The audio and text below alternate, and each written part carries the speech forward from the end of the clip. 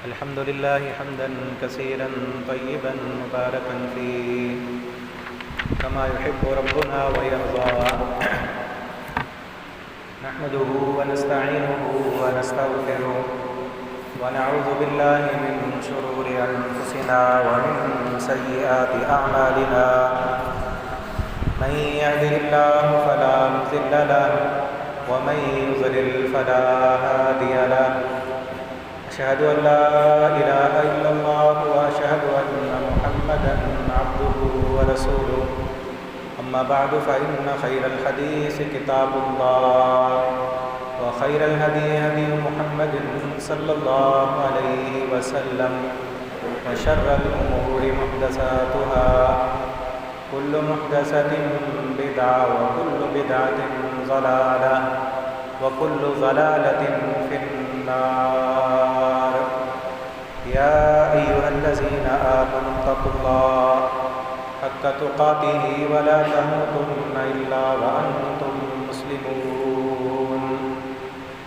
يا أيها الناس اتقوا ربكم الذي خلقكم من نفس واحدة وخلق منها زوجها وبث منهما رجالا كثيرا ونساء واتقوا الله الذي تساءلون به والأرحام إن الله كان عليكم رقيبا. يا أيها الذين آمنوا اتقوا الله وقولوا قولا سديدا يصلح لكم أعمالكم ويغفر لكم ذنوبكم ومن يطع الله ورسوله فقد فاز فوزا عظيما. اللهم صل على محمد وعلى آل محمد كما صليت على إبراهيم وعلى آل إبراهيم إنك حميد مجيد. اللهم بارك على محمد وعلى آل محمد كما باركت على إبراهيم وعلى آل إبراهيم إنك حميد مجيد. سبحانك لا علم لنا إلا ما علمتنا إنك أنت العليم الحكيم. رب اشرح لي صدري ويسر لي أمري واحلل عقدة من لساني يفقهوا قولي. رب زدني علما رب زدني علما اللهم رب زدنا علما. اللهم يا معلم آدم علمني ويا مفهم سليمان فهمني. أما بعد فأعوذ بالله السميع العليم من الشيطان الرجيم من همزه ونفخه ونفسه. بسم الله الرحمن الرحيم. وسارعوا إلى مغفرة من ربكم وجنة عرضها السماوات والأرض أعدت للمتقين. ہر قسم کی حمد و ثنا، تعریفات، تسبیحات، کبریائی، بڑائی اللہ وحدہ لا شریک کی ذات کے لیے خاص اور مقدس ہے. اس کے بعد انگنت لاتعداد درود و سلام امام الانبیاء حضرت محمد الرسول اللہ صلی اللہ علیہ وعلی آلہ واصحابہ وبارک وسلم کی ذات پر. محترم بھائیوں، ابھی ایک دو دن کے بعد رمضان المبارک کا بابرکت مہینہ شروع ہونے والا ہے. رمضان کا مہینہ ہمارے لیے اللہ رب العالمین کی طرف سے رحمت، بخشش اور جنت کا پیغام لے کر آتا ہے. تو ہم سب کو چاہیے کہ ہم رمضان آنے سے پہلے ہی رمضان المبارک کی تیاری کریں کہ ہم نے اس رمضان میں اللہ رب العالمین سے اپنے گناہوں کی معافی کا سوال کرنا ہے اور زیادہ سے زیادہ اللہ رب العالمین کی عبادت کرنی ہے. جو آیت کریمہ میں نے آپ کے سامنے تلاوت کی ہے، اللہ رب العالمین بھی ہمیں اس آیت کے اندر فرما رہے ہیں وَسَارِعُوا إِلَى مَغْفِرَةٍ مِّن رَبِّكُمْ، جلدی کرو، دوڑو بھاگو، جلدی سے آؤ الی مغفرہ، اللہ رب العالمین کی مغفرت کی طرف، ورحمت، اور اللہ کی رحمت کی طرف جلدی سے آؤ، وجنت، اور اللہ کی جنت کی طرف، عرض السماوات والارض اعدت للمتقین، کہ جس کی چوڑائی زمین و آسمان کی وسعتوں سے کہیں زیادہ ہے، اس جنت کی طرف جلدی کرو۔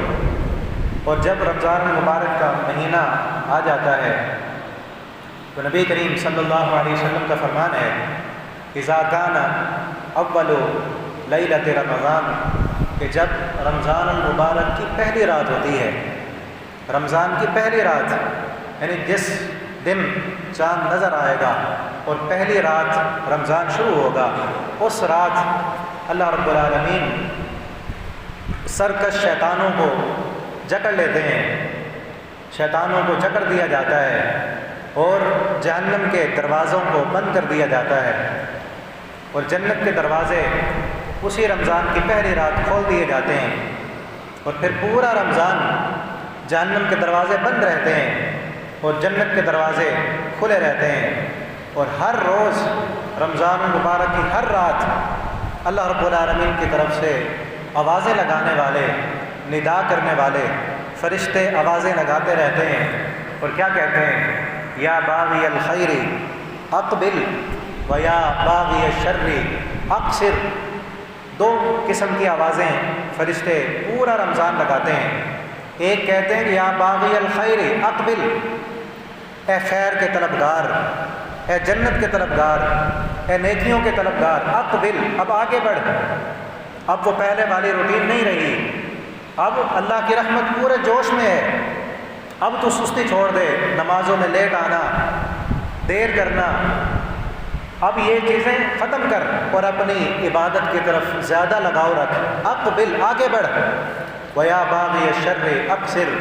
اور دوسری آواز یہ لگاتے ہیں کہ وَيَا بَاغِيَ الشَّرِّ، اے شر کے طلبگار، اے جہنم کی طرف جانے والے، اے اللہ کی ناراضگیاں مول لینے والے اور اللہ رب العالمین کی بغاوتیں کرنے والے، اقصر، اب تو رک جا، اب جہنم بند ہو گئی ہے، تو اسی کی طرف جا رہا ہے، وہ تو بند ہے، اور خیر کے طلبگار جنت کھلی ہے، اللہ کی رحمت جوش میں ہے، اور ہر عبادت کا ثواب، اجر، نبی کریم صلی اللہ علیہ وسلم فرماتے ہیں 10 گنا سے لے کر 700 گنا تک بڑھا دیا جاتا ہے۔ ایک نیکی کا اجر 10 گنا سے لے کر، جتنا انسان کے اندر اخلاص ہوگا، للہیت ہوگی، اللہ رب العالمین کا ڈر ہوگا، سنت کی مطابقت ہوگی، اس قدر اس کا ثواب بڑھا دیا جائے گا، اور 700 گنا تک ایک نیکی کا ثواب جو ہے بڑھا دیا جاتا ہے۔ تو میرے بھائی اور دوستو، رمضان المبارک کو اپنے لیے خیر اور بھلائی کا باعث بنانے کے لیے چند ایک کام میں آپ کے سامنے ذکر کرتا ہوں، اور پھر دعا کرتے ہیں اللہ رب العالمین ہم سب کو ان کاموں پر عمل کرنے کی توفیق عطا فرما دیں۔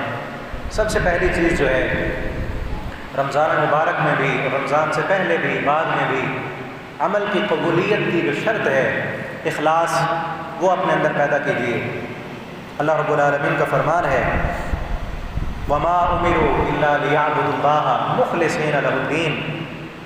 اللہ رب العالمین وہی عبادت قبول کرتے ہیں جو خالصتاً اللہ کی رضا کے لیے ہو، اپنی عبادت سے ریا، شرک، دکھلاوا، اس چیز کو نکال دیجیے۔ اللہ خالصتاً اللہ رب العالمین کے لیے ہم نے عبادت کرنی ہے، اور یہ روزہ رمضان المبارک کے اندر یہ خالصتاً اللہ کے لیے ہے، کسی اور کو اس کا پتہ نہیں ہوتا۔ تو جس بندے کی عبادت میں ریا ہے، شرک ہے، اس بندے کی عبادت اللہ رب العالمین کی بارگاہ میں قبول نہیں ہوتی۔ نبی کریم صلی اللہ علیہ وسلم نے ایک دعا سکھلائی ہے، اس دعا کو کیجیے، اللہم انی اعوذ بک ان اشرک بما لا اعلم واعوذ بک بما لا اعلم۔ اللہ، میں تیری پناہ میں آتا ہوں کہ میں ایسا شرک کروں کہ مجھے پتہ نہ ہو، لا علمی میں، جہالت میں آ کر میں کوئی شرکیہ کام کر بیٹھوں، اور ایسے شرک سے بھی مجھے بچا لے کہ جو میں جانتا ہوں، جان کر میں وہ شرک کر بیٹھوں اور وہ عمل میرے لیے تباہی کا باعث بن جائے۔ یہ جانتے ہوئے شرک کیا ہے؟ ریاکاری کے لیے عمل کرنا، یہ شرک ہے۔ عبادت اللہ کے لیے ہے۔ جس انسان نے سجدہ، قیام، رکوع کسی کو دکھانے کے لیے کیا ہے، اس نے اللہ کی عبادت میں دوسرے کو شریک کر دیا ہے۔ ایک نماز پڑھ رہا تھا اللہ کے لیے، اس نے نماز میں 5 منٹ 10 منٹ لگانے تھے، اب اس نے دیکھا کہ مسجد میں کوئی اور لوگ بھی ہیں، اپنی عبادت کا معیار ان پر بڑھانے کے لیے، ان پر ظاہر کرنے کے لیے اس نے نماز لمبی کر دی، قیام لمبا کیا، رکوع لمبا کیا، تو اس انسان نے عبادت اس بندے کو دکھانے کے لیے کی ہے۔ اسی طرح روزہ، کئی لوگوں کی عادت ہوتی ہے رمضان میں جب گرمی تھوڑی زیادہ ہو یا کوئی مسئلہ ہو، ہر کسی کو دکھائیں گے، بتائیں گے کہ آج روزہ بڑا لگا ہے، آج یوں ہو گیا، آج فلاں ہو گیا۔ بھئی یہ روزہ رب کے لیے رکھا تھا تو لوگوں کو بتانے کی کیا ضرورت ہے؟ تو سب سے پہلی چیز اپنے اندر اخلاص پیدا کیجیے، اور دوسری چیز جو عمل کی قبولیت کی لازمی شرط ہے وہ ہے سنت رسول صلی اللہ علیہ وسلم کی مطابقت۔ اللہ رب العالمین قرآن میں فرماتے ہیں یا ایھا الذین آمنوا اطیعوا اللہ واطیعوا الرسول ولا تبطلوا اعمالکم، اللہ اور اس کے رسول کی اطاعت کرنی ہے، اپنے اعمال کو برباد نہیں کرنا۔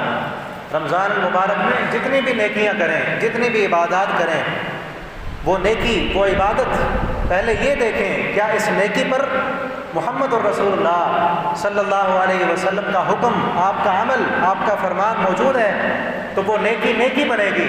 اگر وہ نیکی رسول اللہ صلی اللہ علیہ وسلم نے نہیں کی، وہ کبھی بھی نیکی نہیں بن سکتی، کیونکہ نبی کریم صلی اللہ علیہ وسلم کا فرمان ہے من عمل عملا لیس علیہ امرنا فہو رد، کہ جس بندے نے کوئی ایسا عمل کیا جس کا حکم ہم نے نہیں دیا، وہ عمل مردود ہے۔ رمضان المبارک کے حوالے سے کئی قسم کی ایسی دعائیں، ایسے وظائف بتائے جاتے ہیں جو رسول اللہ صلی اللہ علیہ وسلم سے ثابت نہیں ہیں۔ اس طرح روزہ رکھنے کی نیت اپنی طرف سے بنائی ہوئی ہے، یہ نیت کرنا جس کام کی ابتدا بدعت سے ہو، وہ عمل اللہ کی بارگاہ میں کبھی قابل قبول نہیں ہے۔ تو وہ عمل کریں، وہ نیکی کریں جو رسول اللہ صلی اللہ علیہ وسلم کی سنت سے، آپ کی احادیث سے، آپ کے طریقے سے ثابت ہو۔ اور تیسری چیز، رمضان المبارک میں اپنے اوقات کو ترتیب دیجیے کہ یہ دن عام دنوں کی طرح نہیں ہے۔ بظاہر دیکھنے میں اسی طرح سورج طلوع ہوگا، غروب ہو جائے گا، اور ہمارے ہاں بھی اکثر لوگ روٹین کی زندگی گزاریں گے، اسی طرح کاروبار ہوگا، دکانیں کھلیں گی، بازار بھرے ہوں گے، لیکن اللہ رب العالمین کی بارگاہ میں یہ دن عام دنوں کی طرح نہیں ہے۔ ان کا اجر، ان کا ثواب عام دنوں کی نیکی سے کئی گنا بڑھا دیا جاتا ہے۔ تو ہمیں چاہیے ابھی سے ہم اپنی زندگی کے اوقات کو ترتیب دیں کہ اس رمضان میں ہم نے کیا کرنا ہے، کتنی اللہ کی عبادت کرنی ہے، اور اپنی زندگی پر نظر دوڑائیں کتنے گناہوں کے بوجھ ہمارے سر پہ ہیں، ان گناہوں کی ہم نے اللہ رب العالمین سے معافی مانگنی ہے۔ یہ مہینہ رمضان المبارک کا مہینہ، یہ عبادت کا مہینہ ہے، یہ تلاوت قرآن کا مہینہ ہے، یہ شہر الصبر ہے، یہ شہر الصیام ہے، یہ شہر الصلاۃ ہے، یہ شہر الذکر ہے۔ اپنے اوقات کو ترتیب دیجیے، یہ نہ ہو کہ یہ شہر النوم ہی بنا دیں ہم۔ کئی لوگ روزہ تو رکھتے ہیں لیکن روزہ رکھ کے اکثر وقت سونے میں گزار دیتے ہیں یا موبائل کے استعمال میں اپنا اکثر وقت گزار دیتے ہیں۔ ابھی سے یہ ترتیب بنائیں کہ ہم نے کیا کرنا ہے۔ مثلا صبح سے اٹھ کر، بلکہ صبح سحری کے وقت اٹھنا ہی اٹھنا ہے، ویسے اٹھنا ہے۔ عام دنوں میں اگر وقت نہیں ملتا، موقع نہیں ملتا، تو رمضان المبارک کے مہینے میں اپنا نام ان لوگوں میں شامل کرا لیجیے کہ وَبِالْأَسْحَارِ هُمْ يَسْتَغْفِرُونَ، جنت کی صفتیں بیان کرتے ہوئے، جنت والے لوگوں کی عادتیں، ان کی صفات بیان کرتے ہوئے اللہ رب العالمین فرماتے ہیں وَبِالْأَسْحَارِ هُمْ يَسْتَغْفِرُونَ، جنت میں جانے والے لوگ وہ ہیں جو دنیا میں سحری کے وقت اٹھ کر اللہ رب العالمین سے بخشش کا سوال کرتے ہیں۔ تو سحری کے وقت اٹھیے، اٹھ کر استغفار کیجیے، ذکر کیجیے، اللہ رب العالمین سے اپنے گناہوں کی معافی کا سوال کیجیے، پھر سحری کھائیں، نماز ادا کریں، نماز کے بعد کے اذکار کریں، اور پھر تھوڑی دیر بیٹھے رہیں مسجد میں، ذکر اذکار کریں۔ ترتیب بنائیں اپنی کہ شراب کی نماز پڑھ کے جانا ہے، پھر میں نے سونا ہے، پھر میں نے اپنے کاروبار کو دیکھنا ہے، پھر گھر کے معاملات دیکھنے ہیں۔ یہ نمازوں کے اوقات ہیں، ان اوقات میں اتنا قرآن کریم کی میں نے تلاوت کرنی ہے، لوگوں کے ساتھ معاملات تعلقات کو بہتر بنانا ہے اور رات کو قیام کرنا ہے، یہ سارے اپنے زندگی کے اوقات کو ترتیب دیں۔ اور چوتھی چیز کہ اللہ رب العالمین سے ان سارے کاموں کے لیے دعا کیجیے، اللہ رب العالمین سے ان کاموں پر عمل کرنے کے لیے توفیق مانگیے۔ رب کی توفیق کے بغیر ہم کچھ بھی نہیں کر سکتے۔ اللہ رب العالمین سے یہ سوال کیجیے، جو اللہ کے نیک ولی انبیاء اللہ رب العالمین سے توفیق مانگا کرتے تھے، وہ توفیق مانگیے۔ حضرت سلیمان علیہ السلام کی دعا اللہ رب العالمین نے قرآن میں ذکر کی ہے، رب اعوذنی ان اشکر نعمتک التی انعمت علی وعلی والدی وان اعمل صالحا ترضاہ وادخلنی برحمتک فی عبادک الصالحین۔ اللہ تو مجھے توفیق دے، رب اعوذنی ان اشکر نعمتک التی، اللہ مجھے توفیق دے کہ میں تیرا شکر ادا کر سکوں تیری ان نعمتوں پر جو تو نے میرے اوپر کی ہیں، وان اعمل صالحا ترضاہ، اور اللہ تو مجھے توفیق دے کہ میں ایسے عمل کر سکوں ترضاہ جو عمل تجھے راضی کر دیں، وادخلنی برحمتک فی عبادک الصالحین، اور اللہ اپنی رحمت کے ساتھ مجھے اپنے نیک بندوں میں شامل فرما لے۔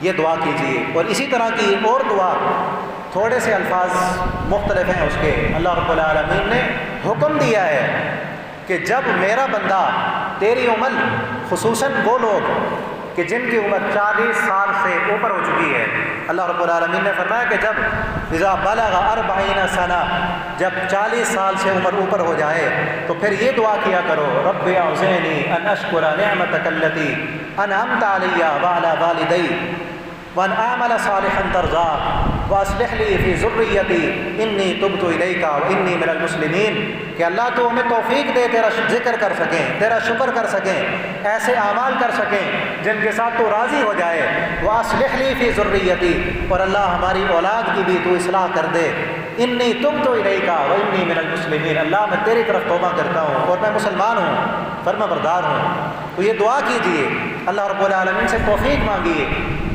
نبی کریم صلی اللہ علیہ وسلم نے اپنے ایک صحابی حضرت معاذ بن جبل رضی اللہ تعالیٰ عنہ کو بڑی پیاری نصیحت کی۔ آپ صلی اللہ علیہ وسلم نے فرمایا، انی احبک یا معاذ، اے معاذ میں تجھ سے محبت کرتا ہوں، اور محبت کا تقاضا یہ ہے کہ میں تجھے چند کلمے سکھاتا ہوں، ہر نماز کے بعد ان کلمات کو کہنا کبھی نہ بھولنا۔ ہر نماز کے بعد تو نے یہ دعا پڑھنی ہے۔ دعا کیا ہے؟ اللہم اعنی علی ذکرک و شکرک و حسن عبادتک۔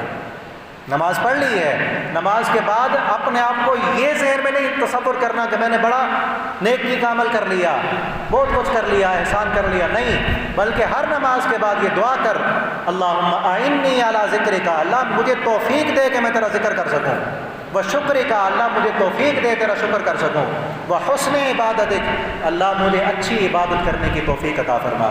تو اللہ رب العالمین سے توفیق مانگیے۔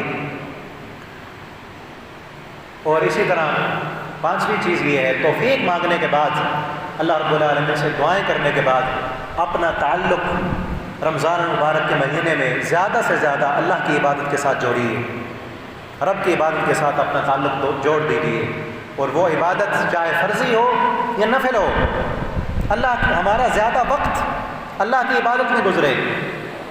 روزہ ہے، فرض ہے تو رکھنا ہی رکھنا ہے، اور روزے کے ساتھ ساتھ جس طرح رسول اللہ صلی اللہ علیہ وسلم نے جس مقصد کے لیے بتایا ہے، من صام رمضان ایمانا واحتسابا غفر له ما تقدم من ذنبه، جس بندے نے ایمان کی حالت میں اپنا محاسبہ کرتے ہوئے، اپنے گناہوں کی بخشش چاہتے ہوئے، اللہ سے نیکی کی امید رکھتے ہوئے رمضان المبارک کے روزے رکھے، اللہ رب العالمین اس کی زندگی کے ساتھ کا سارے گناہوں کو معاف کر دیتے ہیں۔ تو ثواب کی نیت سے اپنا محاسبہ کرتے ہوئے روزہ رکھیں۔ اور اسی طرح کے یہ الفاظ ہیں، من قام رمضان ایمانا واحتسابا غفر له ما تقدم من ذنبه، جس بندے نے رمضان المبارک کا قیام کیا ایمان کی حالت میں اپنا محاسبہ کرتے ہوئے، غفر له ما تقدم من ذنبه، اللہ رب العالمین اس کے بھی زندگی بھر کے سارے گناہوں کو معاف کر دیتے ہیں۔ تو یہ قیام رمضان، اس رمضان کے اندر دن کو روزے رکھیں، راتوں کو قیام کریں، اور اپنا تعلق زیادہ سے زیادہ اللہ کی عبادت کے ساتھ جوڑیں۔ فرض نمازیں، 5 نمازیں جو فرض ہیں کوشش کریں باجماعت ادا کریں، اور ہم ان نمازوں سے پہلے جو سنتیں ہیں 12 سنتیں جن کے بارے میں رسول اللہ صلی اللہ علیہ وسلم کا فرمان ہے، جس بندے نے دن اور رات میں فرض کے علاوہ 12 رکعت سنت ادا کی، اللہ رب العالمین اس بندے کے لیے جنت میں گھر بنا دیتے ہیں۔ وہ 12 سنتیں کون سی ہیں؟ 2 سنتیں فجر کی نماز سے پہلے، 4 ظہر سے پہلے، 2 ظہر کے بعد، اور 2 رکعت مغرب کی نماز کے بعد، 2 عشاء کے بعد، یہ 12 رکعت بنتی ہیں۔ یہ 12 رکعت جس بندے نے پڑھی، رسول اللہ صلی اللہ علیہ وسلم فرماتے ہیں اللہ رب العالمین اس بندے کے لیے جنت میں گھر بنا دیتے ہیں۔ اللہ جنت میں گھر کس کا بنائیں گے؟ کیا دنیا میں نہیں ملے گا؟ جس بندے کے لیے 12 رکعتیں پڑھنے سے اللہ جنت میں گھر بنا دیں گے، دنیا والا تو اللہ مفت میں دے دیں گے۔ تو ان رکعتوں کی پابندی کریں، رمضان سے پہلے بھی، خصوصاً رمضان میں بھی، رمضان کے بعد بھی۔ اور اسی طرح ایک اور حدیث میں رسول اللہ صلی اللہ علیہ وسلم کا فرمان ہے کہ جو بندہ 40 دن نماز با جماعت تکبیر اولیٰ کے ساتھ پڑھتا ہے، 40 دن مسلسل، کتب لہ براءۃ من النار و براءۃ من النفاق، اس بندے کو جہنم سے اللہ رب العالمین آزاد کر دیتے ہیں، اور اس بندے کو یہ پروانہ مل جاتا ہے کہ یہ بندہ منافق نہیں ہے، نفاق سے بھی اسے برات مل جاتی ہے، اور جہنم کی آگ سے بھی اللہ رب العالمین اس کو نجات عطا کر دیتے ہیں۔ تو عام دنوں میں اگر سستی ہو جاتی ہے، ان دنوں میں خصوصاً پابندی کریں کہ یہ 40 دن ابھی سے شروع کریں، 40 دن تکبیر اولیٰ کے ساتھ نماز پڑھنی ہے، ٹھیک ہے نا۔ ہم اگر اسلاف کی سیرت کو پڑھ کے دیکھیں تو 40 دن ہمیں بڑا مشکل لگتا ہے یہ پابندی کرنا۔ حضرت سعید ابن مسیب رحمہ اللہ تعالیٰ جلیل القدر تابعی ہیں، حضرت ابو ہریرہ رضی اللہ تعالیٰ عنہ کے داماد ہیں، ان کے بارے میں آتا ہے، وہ فرماتے ہیں کہ مجھے 40 سال ہو گئے ہیں، 40 دن نہیں 40 سال ہو گئے، جب بھی مؤذن نے اذان دی میں مسجد میں موجود تھا، 40 سال تکبیر اولیٰ کے ساتھ نماز بھی نہیں، جب بھی مؤذن نے اذان دی مسجد میں تھا میں۔ پھر لوگوں نے پوچھا، شاگردوں نے، استاد وجہ کیا ہے؟ کہتے مجھے شرم آتی ہے کہ اللہ رب العالمین بلائیں میں پھر آؤں، پتہ تو ہے اللہ نے بلانا ہے، وقت ہو گیا ہے، تو رب کے بلاوے سے پہلے میں آ جاتا ہوں۔ تو ہمیں بھی چاہیے خصوصاً اس رمضان میں ہم کوشش کریں وقت سے پہلے آئیں، قرآن کی تلاوت کرنے، اور اذان اور نماز کے درمیان کو جو وقت ہے کہ دعا کی قبولیت کا وقت ہے، اس کے دوران دعا کریں۔ اور اسی طرح فجر کی نماز کے بعد اذکار کریں، بیٹھیں، اشراق کی نماز پڑھ کے جائیں۔ نبی کریم صلی اللہ علیہ وسلم فرماتے ہیں جو بندہ فجر کی نماز کے بعد اپنی جگہ پر جہاں پر اس نے نماز پڑھی ہے اسی جگہ پر بیٹھا رہتا ہے، اتنی دیر وہ بیٹھتا ہے کہ سورج طلوع ہو جائے، سورج طلوع ہونے کے بعد وہ 2 رکعت نماز پڑھتا ہے، اس بندے کو اللہ رب العالمین پورے حج اور عمرے کے ثواب عطا کر دیتے ہیں۔ تو رمضان المبارک کے بابرکت مہینے میں اس بہت بڑی عبادت سے محروم نہ ہوں، یہ عبادت بھی کریں تاکہ اللہ رب العالمین ایک دن بھی ہماری قبول ہو گئی نا تو حج اور عمرے کا ثواب ہے۔ اور رمضان میں عمرہ کرنا، رسول اللہ صلی اللہ علیہ وسلم نے فرمایا جو بندہ رمضان میں عمرہ کرتا ہے ایسے سمجھے اس نے میرے ساتھ حج کیا ہے۔ رمضان المبارک میں رسول اللہ صلی اللہ علیہ وسلم فرماتے ہیں جس بندے نے عمرہ کیا ایسے سمجھے اس نے میرے ساتھ حج کیا ہے۔ اللہ رب العالمین اگر توفیق دیں تو عمرے کی بھی سعادت حاصل کریں، اللہ تعالیٰ سے دعا کریں اللہ رب العالمین ہمیں بار بار اپنے گھر کا حج اور عمرہ کرنے کی توفیق عطا فرمائیں۔ اور اسی طرح اپنے آپ کو قرآن کے ساتھ جوڑ لیں، زیادہ سے زیادہ قرآن کریم کی تلاوت کریں۔ یہ مہینہ قرآن کا مہینہ ہے، اس مہینے کو جو عظمت، جو مقام، جو شان ملی ہے وہ قرآن کی وجہ سے ملی ہے۔ اللہ رب العالمین فرماتے ہیں شہر رمضان الذی انزل فیہ القرآن، رمضان کا وہ بابرکت مہینہ جس میں ہم نے قرآن نازل کیا۔ تو یہ مہینہ جس میں قرآن نازل ہوا، قرآن کے نازل ہونے کی وجہ سے اتنا بابرکت بن گیا، اور جس شہر میں قرآن نازل ہوا وہ شہر بھی تمام شہروں سے افضل بن گیا، اور جس ہستی پر محمد الرسول اللہ صلی اللہ علیہ وسلم پر قرآن نازل ہوا اللہ رب العالمین نے تمام انبیاء کا سردار بنا دیا۔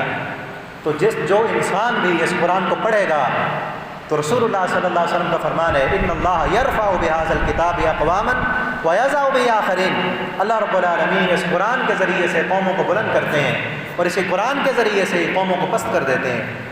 جو لوگ اس قرآن کو پڑھتے ہیں، اس پر عمل کرتے ہیں، اس کے مطابق اپنی زندگی بسر کرتے ہیں، اللہ دنیا میں بھی بلندیاں عطا کرتے ہیں، آخرت میں بھی بلندیاں ملیں گی۔ اور جو لوگ اس قرآن کو چھوڑ دیں گے، نبی کریم صلی اللہ علیہ وسلم کا فرمان ہے، دنیا میں بھی ذلت، رسوائی، پستی ان کا مقدر بنے گی، اور قیامت کے دن بھی یہ قرآن رسول اللہ صلی اللہ علیہ وسلم کا فرمان ہے، یہ قرآن شافع و مشفع و ماحل مصبع من جعلہ امامہ ساقہ قعدہ الی الجنہ ومن جعلہ وراء ظہری ساقہ الی النار۔ یہ قرآن شافی ہے، سفارشی ہے، اور ایسا سفارشی مشفع کہ جس کو اللہ رب العالمین نے پہلے سے ہی یہ گارنٹی دی ہے کہ یہ قرآن جس کے بارے میں سفارش کر دے گا، جس کے حق میں کرے گا اللہ قبول کریں گے، اور جس کے خلاف کرے گا اللہ رب العالمین قبول فرمائیں گے۔ ایسا سفارشی کہ جس کی سفارش کو کبھی رد نہیں کیا جائے گا، اور ہر انسان کے بارے میں یہ سفارش کرے گا، کسی کے حق میں کرے گا، کسی کے خلاف کرے گا۔ کس کے حق میں کرے گا؟ فرمایا من جعلہ اماما، جس بندے نے اس قرآن کو اپنا امام بنایا۔ امام کا کیا معنی ہے؟ امام نماز میں آگے ہوتا ہے، امام کی اقتداء کی جاتی ہے۔ جس بندے نے اپنی زندگی میں قرآن کو امام بنا لیا کہ اس نے اپنے تمام معاملات قرآن سے دیکھ کر حل کرنے ہیں، اپنی خوشی غمی، اپنے معاملات، تعلقات، اپنی معیشت، سیاست، سب کچھ قرآن کو دیکھ کر اس نے حل کی، یہ قرآن کیا کرے گا؟ اس کو اکیلا نہیں چھوڑے گا، قبر میں بھی آئے گا، عذاب سے نجات دلائے گا، میدان حشر میں بھی اللہ رب العالمین کی بارگاہ میں جا کر سفارش کرے گا۔ اور ایک اور حدیث میں ہے روزہ بھی اور قرآن بھی۔ روزہ کہے گا اللہ سارا دن میں نے تیرے اس بندے کو کھانے پینے سے، حلال اپنی خواہش کو پورا کرنے سے روکے رکھا۔ قرآن کہے گا اللہ رات کو میں نے اس کو قیام میں کھڑا کیے رکھا۔ یہ دونوں سفارش کریں گے، اللہ ان کی سفارش کو قبول کر کے اس بندے کو جنت عطا کریں گے۔ تو جس بندے نے قرآن کو اپنا امام بنایا، قرآن اسے جنت میں لے جائے گا۔ اور جس بندے نے من جعلہ وراء ظہری، جس بندے نے اس قرآن کو اپنے پیٹھ پیچھے چھوڑ دیا۔ پیٹھ پیچھے چھوڑنے کا کیا مطلب ہے؟ کہ میری دکان ہے، مجھے کیا قرآن کیا کہتا ہے؟ میں سود لوں، میں رشوت لوں، میں حرام کروں، میں قسمیں اٹھا کے سودے بیچوں، مجھے کیا پتا کہ قرآن پڑھا ہوا ہے مسجد کی الماری میں، بس آیا اٹھایا چوما، کبھی وقت ملا تو پڑھ لیا۔ یہ نہیں پتا کہ قرآن نے جھوٹ بولنے سے منع کیا ہے، قرآن نے رشوت سے، سود سے، حرام سے، ناجائز تعلقات سے منع کیا ہے۔ اس کو کوئی پرواہ نہیں ہے، اس کی شادیوں میں قرآن نہیں ہے، اس کے کاروبار میں، اس کی منڈیوں میں، اس کے تجارت میں قرآن نہیں ہے۔ قرآن صرف مسجد تک محدود ہے، پیٹھ کے پیچھے چھوڑ کر اپنی زندگی اپنی مرضی کے مطابق گزارتا ہے، تو قرآن اس بندے کو چھوڑے گا نہیں، قرآن نہیں چھوڑے گا اس کو۔ اس کے خلاف اللہ کی عدالت میں جائے گا، مقدمہ درج کرے گا، اور ساقہ الی النار، اس کو گھسیٹ کر جہنم میں پہنچا کے آئے گا۔ تو میرے بھائیو دوستو، قرآن کے ساتھ اپنے تعلق کو جوڑیں، اس کو دیکھ کر پڑھیں۔ کتنے ایسے لوگ، نوجوان بزرگ موجود ہیں جن کو ابھی تک دیکھ کر بھی صحیح طریقے سے قرآن پڑھنا نہیں آتا، ہے نا افسوس؟ اور کس قدر شرمندگی، اور اس پر پھر شرمندگی بھی نہیں ہے پڑھا لکھا، ایم اے پی ایچ ڈی، دنیا کی تعلیم میں پتہ نہیں کہاں تک پہنچا ہوا ہے، پوری یونیورسٹیوں کے ڈپارٹمنٹ کا ہیڈ ہے، رب کا قرآن دیکھ کر بھی پڑھنا نہیں آتا، کیا پڑھا لکھا ہے وہ؟ ایسی تعلیم کسی کھاتے کی نہیں۔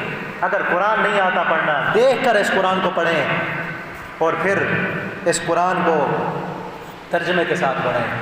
اصل فائدہ تب ہوگا، ترجمے کے ساتھ اس قرآن کو پڑھیں، اس پر غور و فکر کریں، اور رمضان المبارک کے مہینے میں تراویح میں کھڑے ہو کر قرآن سنیں، اور دن کے اوقات میں اس موبائل کا اچھا استعمال کریں، اس پر قرآن لگائیں، قرآن کی تلاوت سنیں، ساتھ ساتھ خود پڑھیں۔ اگر دیکھ کر پڑھنا نہیں آتا نا کسی اچھے قاری صاحب کی، امام حرم کی تلاوت آپ موبائل پر لگائیں اور ساتھ اپنا قرآن رکھیں، وہ پڑھتے جائیں، آپ بھی ساتھ ساتھ پڑھتے جائیں، تاکہ ہمارا قرآن درست ہو۔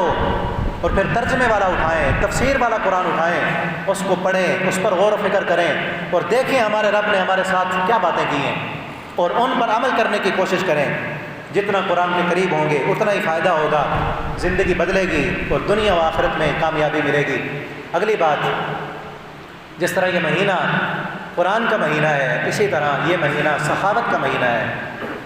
یہ مہینہ سخاوت کا، رمضان المبارک کا مہینہ سخاوت کا مہینہ ہے۔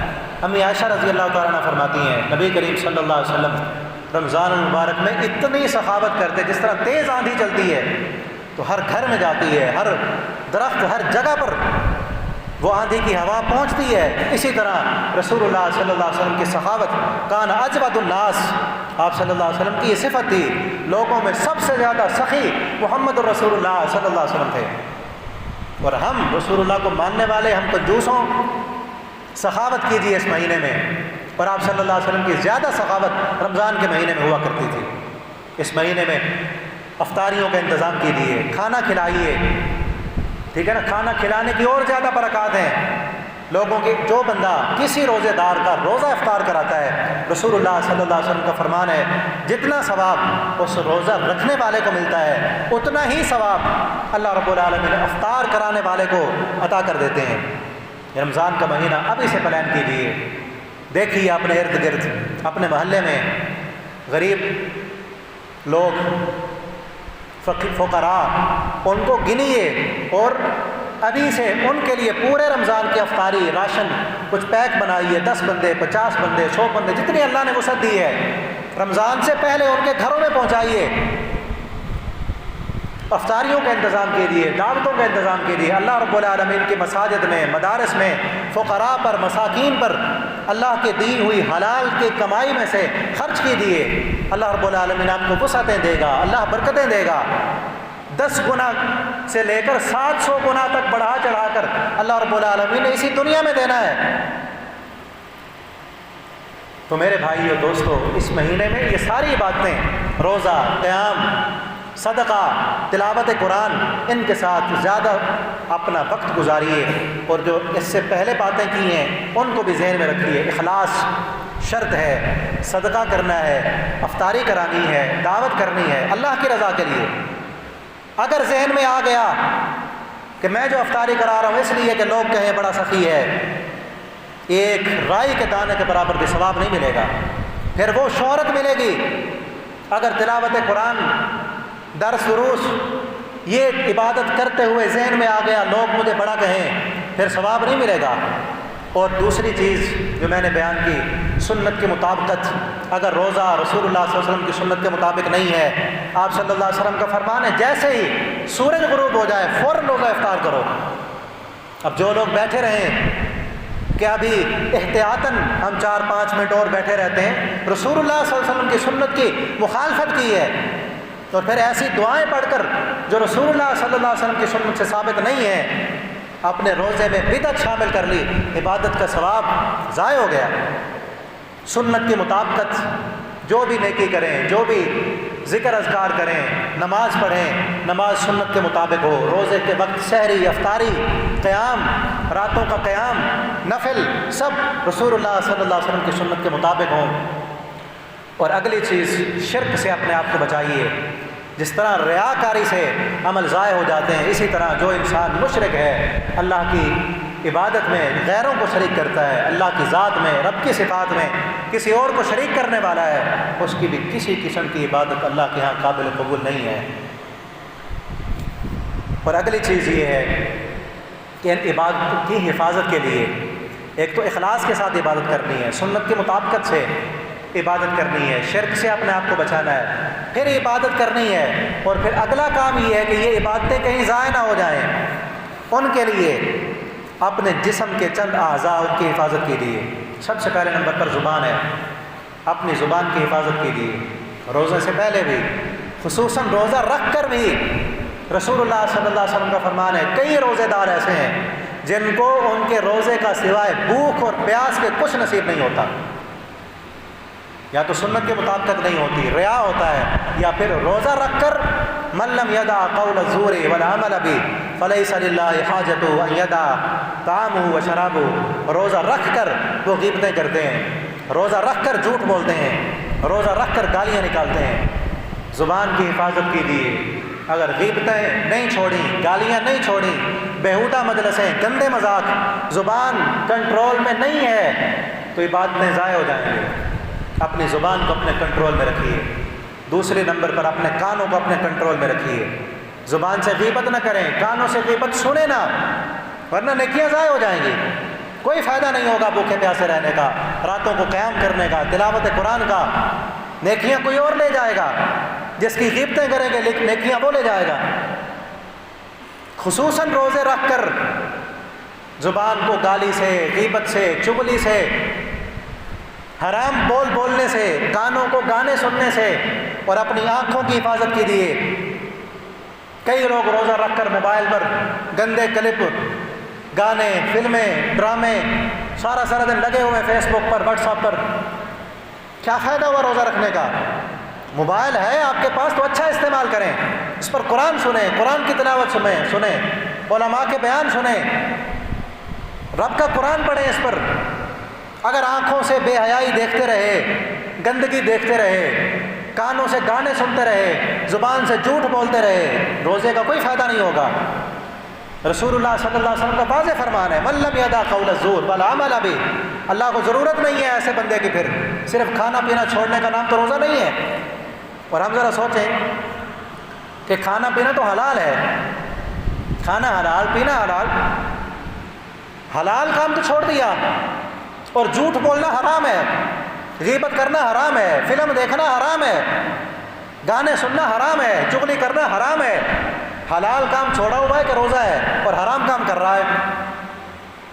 کس قدر شیطان نے داؤ پہ لگایا ہے، حلال کام چھوڑ دیا، حرام کام کر رہا ہے روزہ رکھ کر، کیسے عبادت قبول ہوگی؟ اور اپنے دل کو صاف کیجیے، اپنے زبان، کان، آنکھیں اور دل، ان السمع والبصر والفؤاد کل اولئک کان عنہ مسئولا، اللہ فرماتے ہیں یہ آنکھیں دی ہیں، یہ کان دی ہے، دل دیا، قیامت کے دن پوچھیں گے۔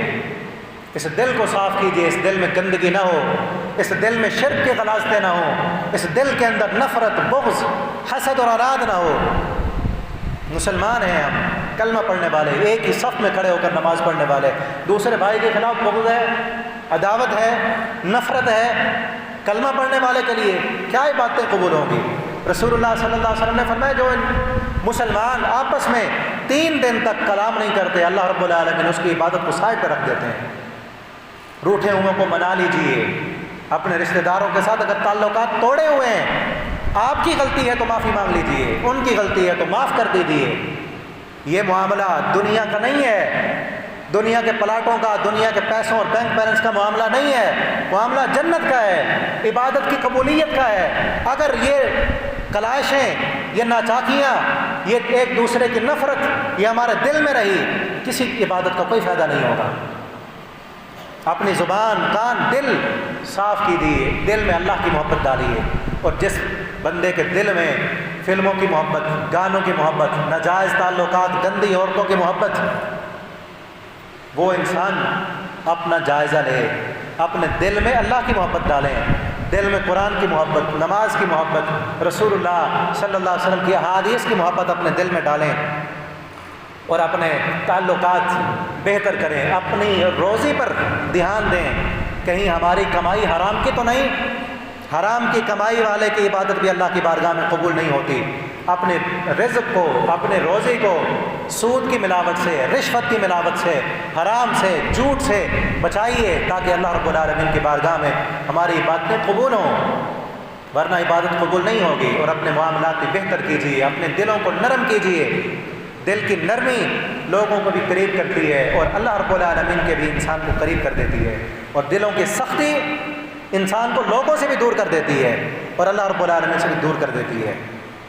تو یہ کام ابھی سے نیت کیجیے، اللہ رب العالمین سے دعا کیجیے کہ اس رمضان المبارک کے مہینے میں اللہ رب العالمین زیادہ سے زیادہ ہمیں اپنی عبادت کرنے کی توفیق عطا فرما دیں، اور ہماری عبادتوں کو ریا سے، شرک سے، بدعات سے محفوظ رکھیں، اور ان اعمال سے بھی ہمیں بچا لیں کہ جن کاموں سے عبادتیں ضائع ہو جاتی ہیں۔ آخر دعوانا الحمدللہ رب